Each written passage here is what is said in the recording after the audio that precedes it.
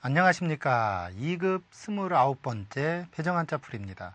이 시간 바로 전에 여러분 확인학습하셨죠? 결과는 어떠셨는지요? 100점이라고요? 저도 원래 올백 내지는 올백을 좋아합니다. 절대로 한 카락이라도, 여러분 그거 알죠? 부모는요, 소나기에 장사 없습니다. 아이들이 시험지 딱 들고 오는데 소나기 마저 와 보십시오. 천둥치고 난리 납니다. 부모님, 소나기엔 장사 없다니까요. 여러분 올백으로 넘기십시오. 그래도 눈송이가 낫지 빗물이 낫겠습니까? 그런 의미에서 여러분 2급 무엇을 위해서요? 그렇죠, 눈송이를 위해서. 그럼 첫 번째 글자 들어갑니다. 같이 보도록 하죠. 이치가 참 수월한 자예요. 이게 손이죠. 이게 손이고 이게 지팡이죠. 즉 뭐냐, 손에 쥐봉을 잡고서 다스린다 해서 이게 다스릴 윤자였다가 나중에는 윤시성을 가진 사람들은 성윤으로 쓰이죠. 우리 경조윤 그러면 옛날 중국 한나라 때 서울을 지키며 다스리던 으뜸벼슬을 경조윤이라고 그랬습니다. 그래서 다스릴 윤이 들어갔다는 얘기죠. 손에 쥐봉을 잡고 다스린다. 옛날에는 그래도 삿대질 하면서 할 수는 없잖아요. 뭔가 좀 잡으면 폼나, 저 거는 내리고요. 뭔가 폼나 보이지 않습니까? 그래서 이게 쥐봉이라는 거죠. 네. 예를 들어서요, 지휘자가 삿대질로 해보십시오. 얼마나 폼 안 납니까? 그래도 지휘봉을 잡고 하면 이게 폼 나거든. 이 다스릴 윤, 그렇게 만들어진 자입니다. 또 다른 글자 보도록 하죠. 이번 글자는 자손과 관계 있는 자입니다. 같이 볼까요? 옆에 이건 여덟팔, 나눌팔이고요. 이것은 원래 거물현 자의 변형 형태고 몸육자입니다. 즉 뭐냐, 혈통, 몸이 넓게 퍼져가지고서 전통이 쌓인다는 데서 자손윤, 혈통윤, 맏아들 윤자입니다. 우리 윤예 그러면 자손이나 후예를 얘기하죠. 요게 쌓이다란 뜻으로 알 수 있는 이유는 뭐냐면 거물현이죠. 이게 원래 검다란 뜻이 아니고 가마득할현이라고 그랬죠. 우리 현묘하다 그러면 검다란 뜻이 아니고 가마득해가지고 묘하다는 뜻이잖아요. 그죠? 그러니까 저게 만윤자에서 또는 자손윤자에서 들어간 이 작을 요자는 작다란 뜻이 아니고 쌓이다, 현묘하다란 뜻입니다. 즉 피부치들이 현묘하게끔 나뉘어져서 무언가 업적을 남긴다, 후예들이란 얘기예요. 그래, 자손윤, 후예윤자입니다. 또 다른 글자 보도록 하죠. 이번 글자는 쇠와 관계가 있습니다. 같이 볼까요? 세금 옆에 진실로윤, 즉 뭐냐, 쇠로서 남을 죽일 수 있도록 허락받은 것이 뭐냐, 총이다 해서 이게 총윤자예요. 원래 총자는 이렇게 생겼습니다. 여 위에 채울 충자예요. 쇠로 만든 무기에 무언가 탄화를 채워서 쏘는 게 총이었다 해서 총자가 생겼고, 이것은 총으로, 쇠로 만든 무슨 무기로 남을 죽일 수 있도록 허락받은 게 뭐냐, 총이었다 해서 총윤자입니다. 우리 그래서 윤탄 또는 총탄하면 총알을 얘기하는 거죠. 우리 총알 그러면 우리 탄알이라고 그러기도 하고 또 뭐라고 총탄이라고도 하잖아요. 총과 탄알을 총탄이라고 그러죠. 원래 군대 가보면 알아요. 저 군대 갔냐고요. 제 총은 절대 빵 소리가 안 납니다. 제 총은 쏘면 빵이야 이렇게 소리가 납니다. 눈치챘군요. 같은 총인데 왜 현역이 쏘면 빵 그러는데 이 방위가 쏘면 빵이 이렇게 소리 나는지 모르겠어요. 이게 뭐냐, 총알의 위력이죠. 이게 그래서 총자를 보면 또는 총윤자를 보면 뭔가 쇠로 된 무기에 뭘 채우다라는 뜻이 있다는 거죠. 지금도 총알은 채워야 마십니다. 또 다른 글자 보도록 하죠. 이번 글자는 은나라 은자입니다. 같이 볼까요? 은나라 은자의 이것은 원래 몸신의 변형 형태죠. 즉 무슨 얘기냐면 몸을 천재에게 바친다. 이게 던질 투, 바칠 투죠. 몸을 천재에게 바치는 데서 은나라라는 뜻이 돼서 은나라 은, 나중엔 우레소리 은, 나중에 성할 은, 아주 풍성하고 융성한 걸 은이라고 그래요. 그리고 은성 그러면 무슨 뜻이냐면 번화하고 성하다란 뜻입니다. 은나라가 성했다란 뜻이 아니고 은성 그러면 번화하고 성하다란 뜻이죠.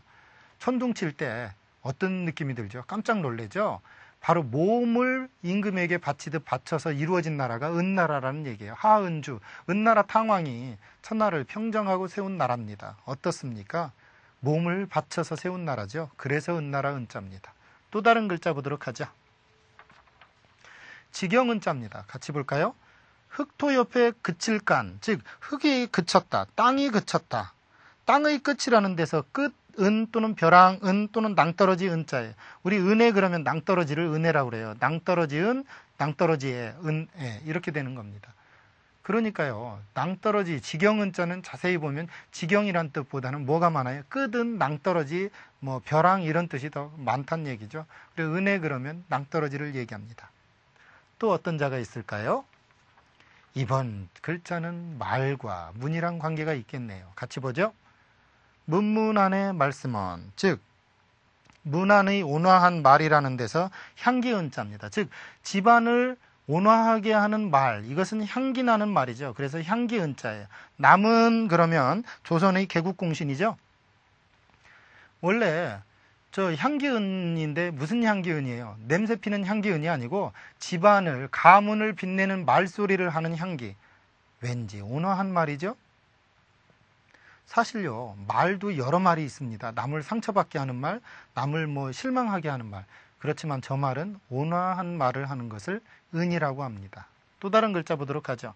제가 왜 그 말을 강조했냐면 저희 내자 호가 포은입니다. 껴안을 보자 저 향기은자. 향기를 껴안다. 집안을 두루두루 어떻게 한다는 얘기예요? 온화한 말로서 껴안는다는 뜻이죠. 여러분 이럴 때 쓰는 은자라는 얘기입니다. 이번 글자 같이 보겠습니다. 응아릉 밑에 새죠. 즉 뭐냐? 주인의 마음에 보답하는 새라는 데서 매 또는 송골매, 해동청을 얘기하는 거죠. 그래서 우리가 예를 들어 응격 그러면 매가 날개를 치는 걸 응격이라고 그래요. 이게 응아릉자예요. 응아릉자가 이렇게 생겼죠. 즉 응아릉자는 매가 주인의 마음에 응한다 해서 응아릉이고 응하는 새가 뭐냐? 송골매, 매였다는 거죠. 매응자예요. 지금도요. 매 사냥꾼들이 있잖아요. 매를 들고 다니면서 뭐 활로 쏘든 안 쏘든 탁 해서 매를 딱 날리면 매가 쭉 가서 새든 뭐 토끼든 잡아가지고 오잖아요. 이게 매응자입니다. 이렇게 하는 것이 해동청이었단 얘기예요. 옛날에. 또 다른 글자 보도록 하겠습니다. 이번 글자는 사람인 옆에 다스릴 윤이 붙었네요. 같이 볼까요? 사람인 옆에 다스릴 윤, 즉 사람을 다스리는 일을 가리키는 데서 저이자가 된 겁니다. 그래서 이게 또는 지시대명사 이자죠. 우리 이태리 할 때 쓰는 자예요. 이태리는 그래도 여러분이 이해할 겁니다. 뭐 이태리 그러니까 누가 타월 그러던데 그런 뜻이 아니고 이탈리아를 한자 음표기 할 때 이태리 그러죠. 그러니까 우리 아까 뭐라 그랬어요? 오지리가 뭐라 그랬죠? 오스트리아라고 그랬잖아요. 이태리는 이탈리아를 얘기하는 거죠. 절대로 타월을 얘기하는 건 아닙니다. 이번 글자 거기까지 이해했다면 여러분들은 지시대명사까지도 이해된 겁니다. 또 다른 글자 보도록 하죠. 야, 구수록 옆에 귀. 눈치챘죠? 구슬을 귀에다 어떻게 한다는 거예요? 고리 지워서 끼운다는 거니까 같이 볼까요? 구수록 옆에 귀. 귀에다 구슬을 달았다. 귀고리죠. 그래서 귀고리 이자입니다, 이게. 우리 이 선생, 율곡이죠? 조선 중종 때, 선조 때의 학자, 율곡 이를 쓸 때 귀고리 이자를 썼단 얘기예요. 귀고리 이자. 그러니까 옛날에도 귀고리는 있었어요. 그런데 중요한 건 옥으로 만들었다는 거죠. 옥. 제가 이렇게 옥을 강조하는 이유는 꼭 뭐 옥을 든 여자친구가 있다든가 뭐 옥이 들어간 사람들이 좀 아름답다든가 뭐 이런 의미도 아니고 제가 옥 장사하는 사람도 더더욱 아닙니다. 왜 그러냐면 옥은 몸에 도움이 됐다는 거예요. 당시 학자한테도 저런 자를 쓴 거 보면 알잖아요. 그렇죠? 네, 또 다른 글자 보도록 하겠습니다. 신방변이 들어갔습니다. 마음과 관계 있죠? 같이 볼까요? 마음심 옆에 기쁘리, 즉 마음이 기뻐서 기쁨이 일어난다는 데서 이게 기쁘리 화할이 자죠. 이건 아이벨테라고도 하는데 별테라고도 하고 중요한 건 아이를 뱉든 기쁨이 있든 마음의 기쁜 상태를 이라고 그래요. 우리 그래서 이열 그러면 기뻐서 좋아하는 걸 이열이라고 합니다. 그러니까 여러분 마음에 기쁨이 있는 것이 진짜 기쁨인 거지 몸에 기쁨이 있는 건 별 볼 일 없다는 거예요. 여러분 정신이 온화하십시오. 그러면 마음이 충만해집니다. 또 다른 글자 보도록 하겠습니다. 서 있고 깃이 있다. 뭔가 좀 관계 있죠? 같이 볼까요? 서 있는 사람한테 깃털, 날개까지 달아줬어요. 도와준다는 얘기죠. 도울릭자입니다. 즉 서 있는 이에게 날개를 달아주는 격이니 돕는다 해서 도울릭. 우리 익찬 그러면 옛날에 군주의 정치를 돕는 거이기도 하고 벼슬 이름이기도 하죠. 익찬. 네. 도울익자를 보니까 어떻게 생겼어요? 설림 옆에 날개, 깃털로 서 있는 사람에게 날개 달아준다. 왠지 참 기가 막혀요. 꼭 무슨 생각이 드냐면 죽으면 날개 나와서 꼭 하늘로 갈 것 같은 도울익자는 그렇게 만들어졌습니다. 여러분, 돕더라도 날개 달아줄 정도로 도와줘야지 그냥 한 500원 빌려달라는 거 한 100원 빌려주고서 나 도와줬다 이렇게 생색내지 마십시오. 이왕이면 510원 빌려주십시오. 좀 도와주는 김에 그냥 좀 더 쓰란 얘기죠. 또 다른 글자 보도록 하겠습니다. 이번 글자는 쇠금과 관계 있네요. 같이 볼까요? 쇠금 옆에 더하릭, 즉 쇠추로 만든 어떤 추를 무게를 더하는 데서 이게 원래 무게 이름 일자입니다. 무게는 무게인데 몇 냥조 정도 되냐면 24냥, 24냥 일자입니다. 이게 그래서 사람 이름에도 많이 써요. 김재일 할 때라든가 이럴 때 쓰는 자예요. 무게 이름 일자입니다. 무게는 무게인데 몇 냥이라고요? 24냥. 그것을 한 번에 표현할 땐 1이다 하는데 저거는 쇠추를 옛날에는 양팔 저울이잖아요. 한쪽에 그 물건을 올려놓고 이쪽에 추를 몇 개씩 올려가면서 무게를 정확하게 달죠. 이때 무게를 더하는 이름 일자예요. 24냥을 얘기합니다. 또 다른 글자 보도록 하죠. 이번 글자는 사람인과 관계 있습니다. 같이 볼까요? 사람인 옆에 나눌팔 옆에 밑에 달월, 즉 사람들이 나뉘어서 몸을 줄지어 가지고서 춤추는 것. 그래서 이게 줄춤 일자입니다. 즉 춤추는 줄수효를 나타내기도 하고 줄을 맞춰서 추는 춤을 일이라고 한다는 얘기예요. 8일무 그러면 뭐냐면 옛날에 임금 앞에서 추는 8일무를 얘기해요. 가로 세로 8사람씩 합치면 총 88이 64명이죠. 그렇게 모여가지고서 춤추는 동무들, 춤추는 사람들이 가로 세로 줄을 맞춰가서 추는 춤을 일이라고 합니다. 그래 우리 8일무, 5일무, 4일무 그러는데 그 신분에 따라서 출 수 있는 춤의 그 줄이 정해져 있습니다. 선비들은 예를 들어 한 줄, 한 사람.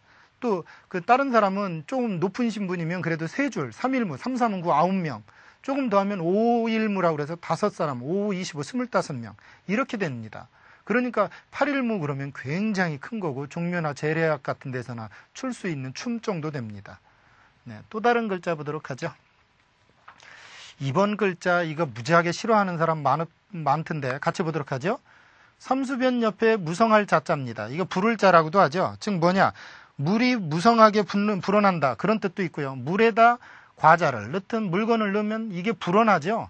그래서 이게 불어날 자자입니다. 우리 자윤 그러면 촉촉이 젖는다, 은혜가 두루 미친다는 뜻이기도 하고, 왜 꼭 여자들이 이런 얘기하죠. 살찐 여자분들 물만 마셔도 난쪄. 학자가 그럽디다. 물만 마셔도 찌는 사람은 이 세상에 없다고. 그게 무슨 함합니까? 이 물만 마시고 찐다는 건 거짓말이래요. 물 외에도 뭔가 있답니다. 남 모를 때, 남이 안 볼 때. 자세히 몰래카메라 24시간 놓고 찍어보면요. 남 볼 땐 물만 마십니다. 안 볼 때 과자 먹습니다. 이것이에요. 그런데 불어날 자자는 자세히 보니까 삼수변 옆에 무성할 자. 물만 마시면 무성하게 불어난다 해서 불어날 자자입니다. 이해되죠? 네. 또 다른 글자 보도록 하죠. 이번 시간의 마지막 글자입니다. 어떻게 생겼고 어떻게 만들어졌는지 같이 보죠. 이건 집이고 흙토죠. 즉 무슨 얘기냐, 집을 논밭 위에 흙에 장중하게 지었다는 데서 이게 전장의 뜻이 되는 전장장자입니다. 전장이 뭐냐, 소유하는 논밭을 전장이라고 그러고 거기에 지은 집을 전장이라고 하기도 해요. 그러니까 이 전장장자는 논이나 흙이나 밭이나 가운데에 짓는 집을 전장이라고 그래요. 그리고 또 그 논밭을 전장이라고도 하고요. 그러니까 전장장 그러면 사람들이 몰라요, 잘. 전장이 뭐냐, 논밭을, 자기 좀 소유의 논밭을 전장이라고 한다. 또 그 위에 지은 집을 전장이라고 하기도 한다. 나중엔 전사라고도 하는데, 네, 그렇게 이해하시면 되겠습니다. 오늘 강의 여기까지입니다. 감사합니다.